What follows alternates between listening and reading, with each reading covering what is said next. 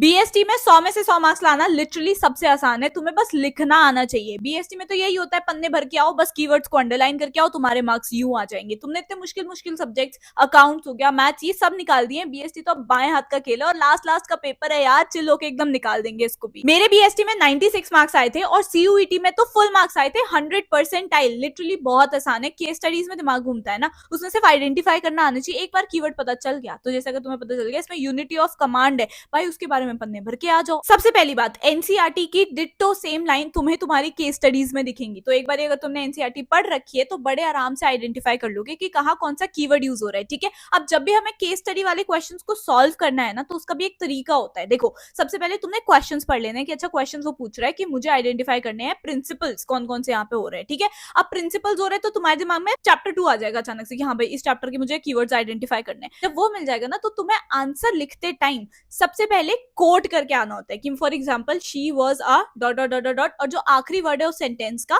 वो वाला लिख के आना होता है कोटेशन में। उसके बाद नीचे लिख के आना है कि ये इस पर्टिकुलर लाइन में मुझे यूनिटी ऑफ कमांड वाला प्रिंसिपल दिख रहा है, एंड देन फिर एक्सप्लेन करना होता है यूनिटी ऑफ कमांड को। केस स्टडी में नहीं करना होता एक्सप्लेन, जो तुमने आइडेंटिफाई कर दिया कीवर्ड उसको तुमने अच्छे से एक्सप्लेन करके आना होता है। ज्यादा से ज्यादा ट्राई करो कि बीएसटी के जब भी तुम आंसर लिखोगे ना, तो हेडिंग और सब हेडिंग वाला फॉर्मेट यूज करो। जैसे फॉर एग्जाम्पल अगर तुमसे कोई रैंडम क्वेश्चन पूछा गया है कि भाई तुम मुझे प्लानिंग के स्टेप्स बता दो, सबसे पहला काम होगा कुछ भी लिखने से पहले फ्लो चार्ट बना दो, ठीक है। कुछ लोग बोलेंगे फ्लो चार्ट बाद में बनाओ, ये है वो है, बट मेरी टीचर जो खुद सीबीएसई चेक करने जाती थी, उन्होंने मुझे बताया था कि सबसे पहले ना फ्लो चार्ट बना दिया करो जैसे तुम आंसर लिखने बैठते हो, क्योंकि हमें पता चल जाता है कि अच्छा इसने ऑलरेडी यहाँ पे स्टेप्स लिख दिए हैं सारे, टीचर को ऑलरेडी पता है कि इस बच्चे को सारे स्टेप्स आते हैं, ठीक है। फिर उसके बाद तुम एक्सप्लेन करना शुरू करोगे, कीवर्ड्स को अंडरलाइन कर दोगे, तो टीचर टिक टिक करके आगे बढ़ जाएंगे, ठीक है। ये टीचर के दिमाग में घुस के लिखना आना चाहिए तुम लोगों को, ठीक है। मैं क्या करती थी, प्लानिंग को सिर्फ एक लाइन में जो डेफिनेशन होती है ना प्लानिंग को, वो लिख देती थी। उसके बाद लिखती थी following are the steps for planning, ठीक है। उसके बाद पहला स्टेप लिखा,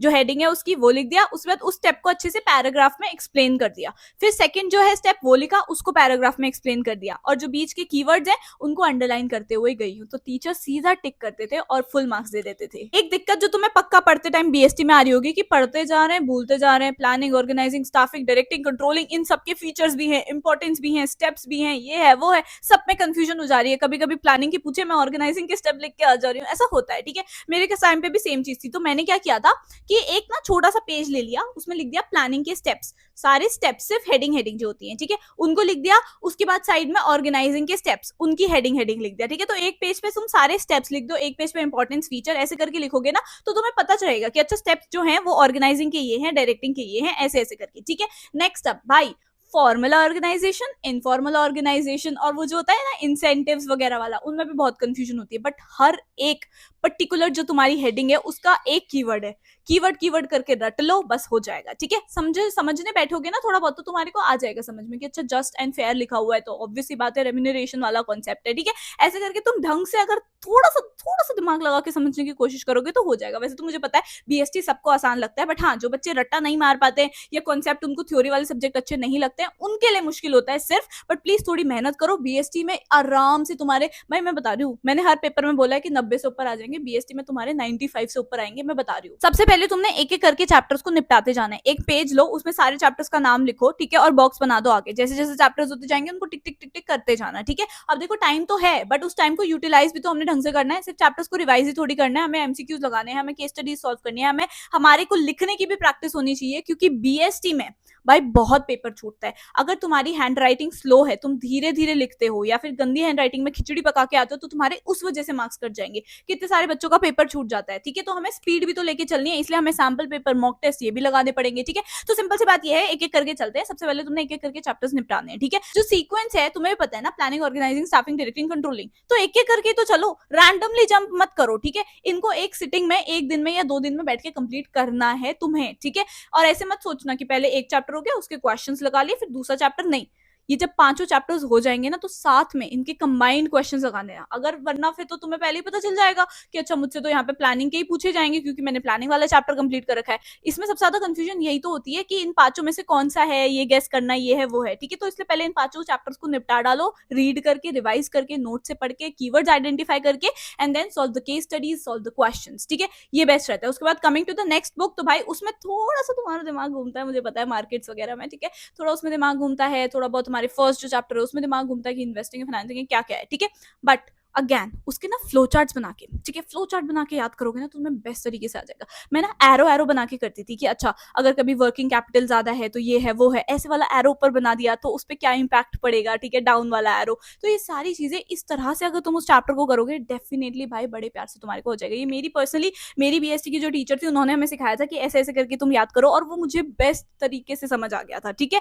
नेक्स्ट आप जो मार्केटिंग वाला चैप्टर है उसमें तो हमें पीस के बारे में पता ही है, ठीक है, कि पर्टिकुलरली प्लेस, प्राइस, प्रमोशन, ये सब तुम्हें पता ही होगा, ठीक है। उसको भाई मेरे को पर्सनली मार्केटिंग चैप्टर बहुत आसान लगता था। उसको अगर एक बार समझने की कोशिश कर ली, एडवर्टाइजिंग में ये होता है, सेल्स प्रमोशन में ये होता है, तो तुम्हें अच्छे से समझ आ जाएगा। कंज्यूमर वाला तो आसान है ही, ठीक है। तो ये हमने सबसे पहले रिवाइज कर लिया। जब हमारा रिविजन हो गया देन हमारे आती है बारी एमसीक्यू सॉल्व करने की, साथ ही साथ हमारे को केस स्टडीज निकालनी है, ठीक है। ये दोनों ही तुम्हारी सीयूईटी में भी आएंगे। अब देखो सीयूईटी में क्या होगा कि तुम्हारे को दिए जाएंगे 50 क्वेश्चंस और टाइम होगा 60 मिनट का बस।